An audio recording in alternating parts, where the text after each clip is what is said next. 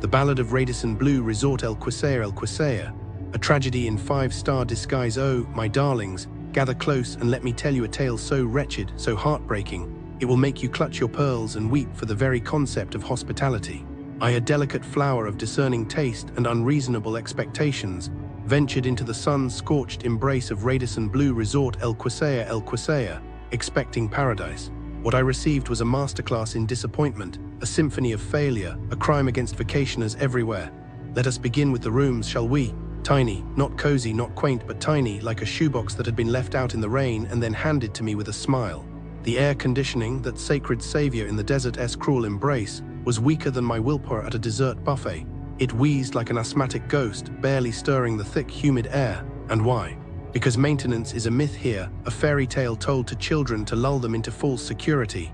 The result? Nights spent tossing in a pool of my own despair, dreaming of the Arctic. But wait, the horror deepens. The bathrooms. Oh, the bathrooms. A sanctuary should be clean, yes. A temple of hygiene. Not here. Here the tiles were a canvas of neglect, the grout a gallery of mold, and the bugs were the uninvited guests who never left.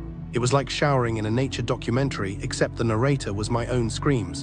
And the food. Imagine, if you will, a buffet so limited, so sad, it could make a cafeteria worker weep.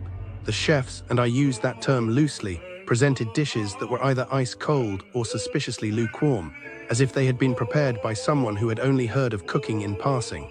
The half-board package, a cruel joke, did not even include water with dinner. Water, the most basic of human needs. To deny a guest water with their meal is to deny them oxygen, to deny them life itself. I half expected to see tumbleweeds blow through the dining hall, so barren was the selection. The staff, oh my sweet summer children, they moved with the urgency of sloths on sedatives, their faces etched with the unmistakable expression of people who had long since stopped caring. Requests were met with blank stares, complaints vanished into the void, and the management, a myth, a specter, a shadowy figure who existed only to ignore you harder. The beach, that glittering promise of relaxation, was a minefield of stray cats and questionable hygiene. The water, deep and foreboding, seemed to whisper, "Drown here, it will be less painful than staying." The lifeguard, when he could be bothered to appear, had the energy of a deflated balloon, watching with disinterest as guests flailed in the waves. And let us not forget the lies.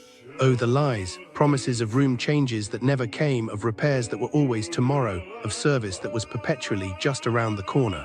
It was like being in a relationship with a pathological liar, except instead of breaking my heart, they just broke my spirit. So here I stand, a shell of my former self, a cautionary tale whispered among travelers. Radisson Blu Resort El Quseir. Here is the welcome to the about businesses near the Radisson Blu Resort El Quseir. As we dive into the reviews, I have to warn you, it's not a pretty picture. Businesses near the Radisson Blu Resort El Quseir are like a beautifully wrapped gift that's empty inside. They promise luxury and comfort, but deliver disappointment and frustration. Let's start with the Picklebatro's SeaWorld Resort Marsa Alam. This 5-star resort is plagued by poor communication, unhelpful staff, and a general lack of care for their guests. One reviewer had a terrible experience with food poisoning, and the hotel's response was lackluster. Another guest was shocked to find that their requests were ignored, and their belongings were taken from the beach. It seems like this resort is more interested in looking good on paper than actually providing a good experience for their guests. But don't think that's the only problem. The food is bland, the pools are dirty, and the kids' club is a joke. And if you're a solo traveler with kids, forget about it. This resort is not welcoming to families, and the staff seems to go out of their way to make things difficult. And then there's the Nubian Island Hotel. This place is like a nightmare come true. The beach is overcrowded, the pier for snorkeling is only open for a few hours a day, and the staff is rude and unhelpful. One reviewer had their luggage held hostage by the hotel staff, and another was shocked to find that the hotel was treating Italian guests with privilege and ignoring others. It's like this hotel is playing some twisted game of favoritism. But wait, it gets worse. The rooms are old and smelly, the bathrooms are dirty, and the noise from the planes flying overhead is deafening. And don't even get me started on the plastic waste and lack of concern for the environment. It's like this hotel is stuck in the dark ages. And what about Seagull's restaurant? It's hard to say, since the reviews are sparse and unhelpful. But one thing is clear, this restaurant is not worth your time or money. Finally, there's the top of the rock. This place is a mystery, wrapped in an enigma. The reviews are few and far between, but one thing is clear, this place is not worth the risk. So, what can we learn from these reviews? Businesses near the Radisson Blu Resort El Quseir are like a house of cards, promising one thing and delivering another. They ray like a siren's song, luring you in with promises of luxury and comfort, only to dash you on the rocks of disappointment. So, travelers, beware. Do your research, read the reviews, and don't be swayed by flashy promises and empty words. Your vacation is too important to risk on businesses that don't care about their guests. I was looking into crimes near Radisson Blu Resort El Quseir, and it is just sad, you know. The little perfume shops that sit like 5 minutes walk from the gate. They are all copy-paste, same glass shelves, same smiling uncle, same trap. What they do is, they spray real perfume on the tester strip. You smell it. You love it. You say, I will take two. Then they turn around and fill the bottle from a big plastic jug under the counter. It is mostly water with a drop of alcohol. So when you open it back at the hotel, it smells like nothing and you feel stupid.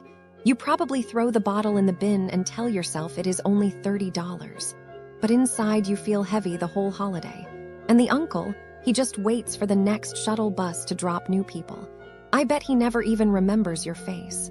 The jewelry stalls in the little arcade near Radisson Blu Resort El Quseir. They are like shiny traps. They show you a silver cartouche. They say 925 stamp. They even heat it with lighter to prove it is real. You pay, you walk. You show it at the airport security, and the officer says, Madam, this is stainless steel painted. You nod. You feel your ears burn. You hide it in your suitcase so your friends never see. And the seller, he is already wrapping the next fake piece in red velvet. I predict he sold the same necklace 3 times that day. Nobody came back. Why would they? It is 2 weeks and gone. The camel ride office, just across the street from Radisson Blu Resort El Quseir. They are super friendly. They say $40 sunset ride. You pay. You get on. After 10 minutes, the handler stops. He stops.